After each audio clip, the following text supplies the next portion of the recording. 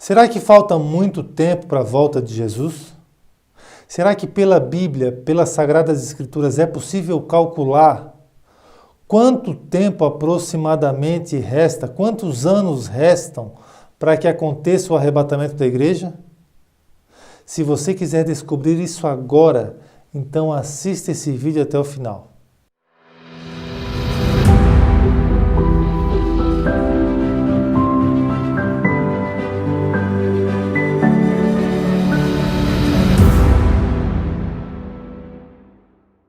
Um recado super importante para você, preste atenção. Se você quer receber mais vídeos do nosso ministério, cartões, mensagens bíblicas, enfim, tudo aquilo que nós produzimos durante a semana, então acesse aqui a descrição do vídeo, você vai ver que ali tem uma opção, clique para receber mais vídeos. Do lado tem um link, você vai clicar nesse link e eu vou receber automaticamente uma mensagem sua no meu WhatsApp. A partir daí, então, eu vou ter condições de mandar para o seu WhatsApp tudo aquilo que nós produzimos durante a semana, que vai edificar tremendamente a sua vida. Jesus deu muitos sinais a respeito da sua vinda. E se você prestar bem atenção na Bíblia Sagrada, você vai perceber que é possível identificar o tempo profético que o arrebatamento da igreja vai acontecer. Se você não tem o hábito de ler a Bíblia, de estudar a Bíblia, e se você gostaria de ter essa oportunidade, comece também a fazer o curso que nós estamos recomendando aqui embaixo. O link está na descrição do vídeo. Para você conhecer a Bíblia toda, de Gênesis a Apocalipse, de um método fácil, rápido e no conforto aí do seu lar. A Bíblia nos deixa pistas claras, autênticas e transparentes do momento em que deve se dar a volta de Jesus, o arrebatamento da igreja.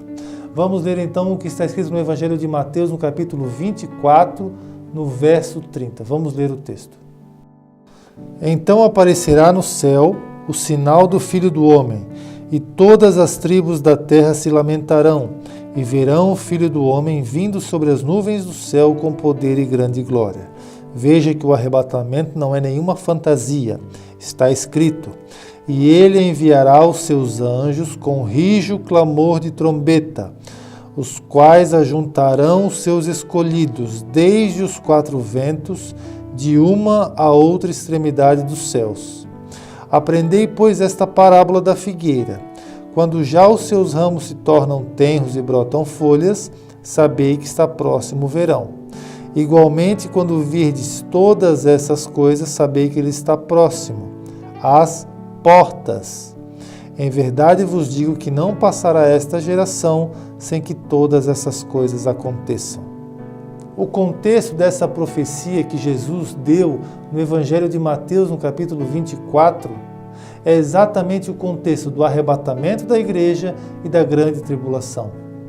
A Bíblia nos diz que haverá uma reunião, haverá uma colheita de escolhidos, de eleitos por Deus. Os anjos vão ser usados para que os eleitos, os escolhidos, sejam recolhidos de uma a outra extremidade dos céus. É isso que a palavra de Deus nos diz. E se você prestar atenção nas palavras de Jesus, ele começa dizendo o seguinte: aprendei, pois, esta parábola da figueira. Esta é a primeira parte da profecia. Jesus usa uma figueira para simbolizar a nação de Israel. Se você ler a Escritura, se você conhecer um pouquinho mais da Bíblia, eu não vou me aprofundar nesse assunto, mostrar todos os textos, mas a figueira e a oliveira sempre simbolizaram a nação de Israel. Então Jesus está dizendo sobre a nação de Israel.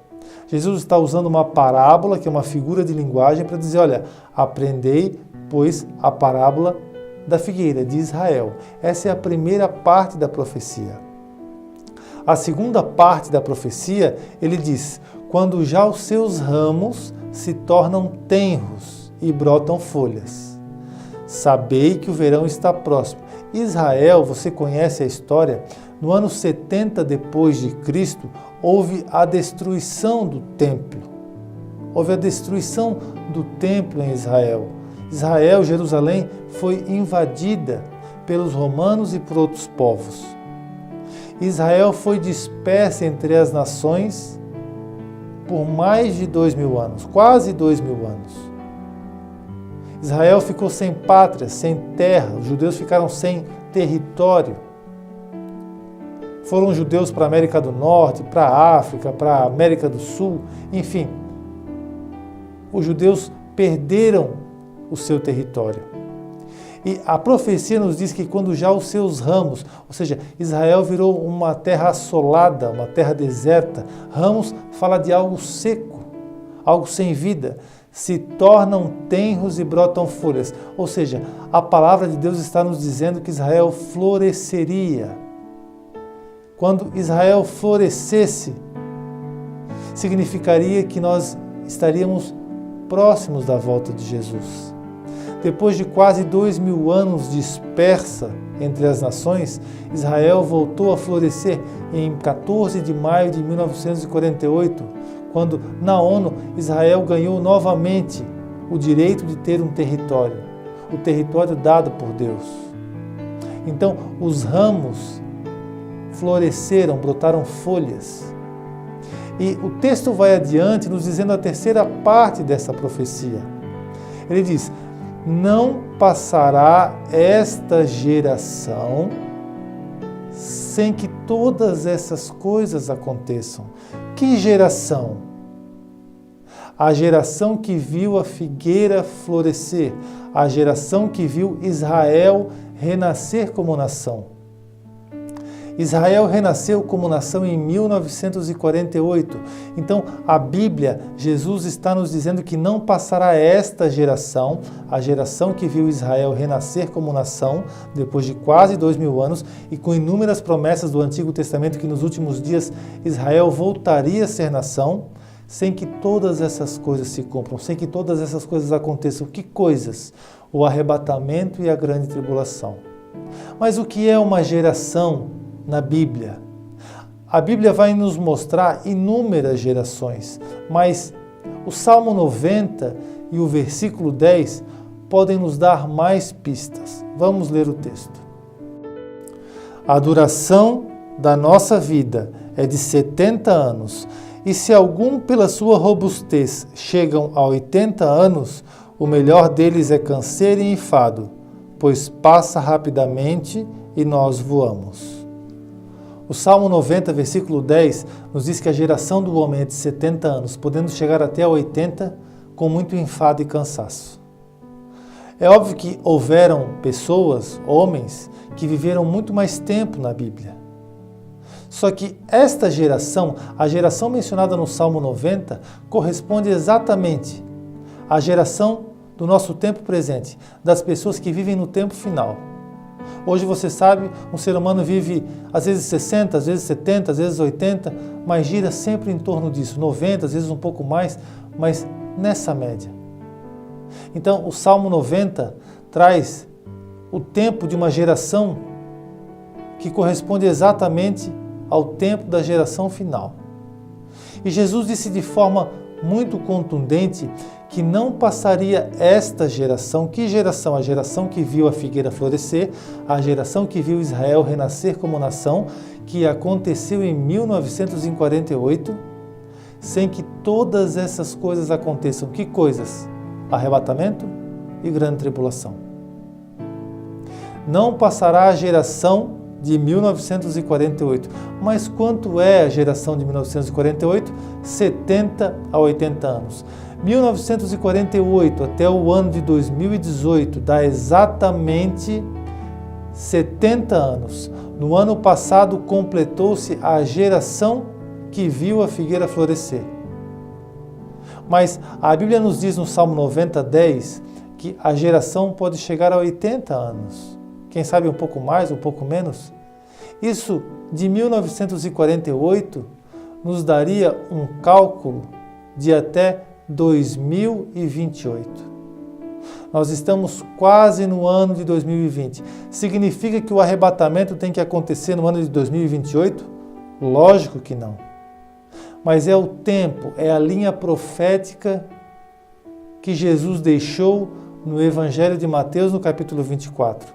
O arrebatamento poderá acontecer em 2020, ainda em 2019, em 2021, em 2022, 23, 25, mas a linha profética vai até 2028.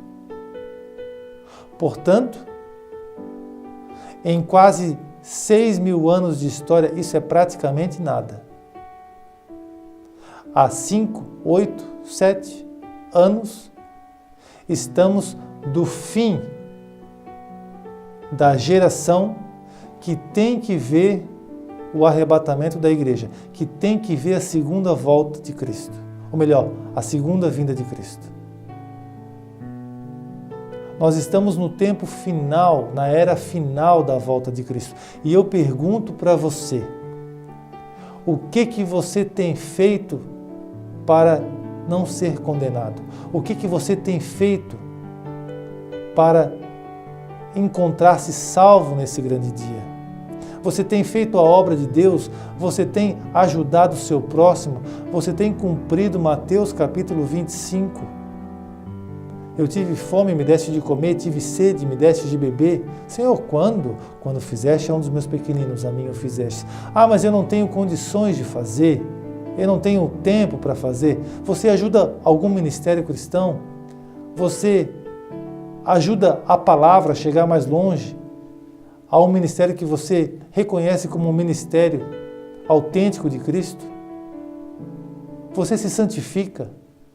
Você ora? Você se abstém do pecado? Você renuncia à maldade? Você se afasta da corrupção do mundo?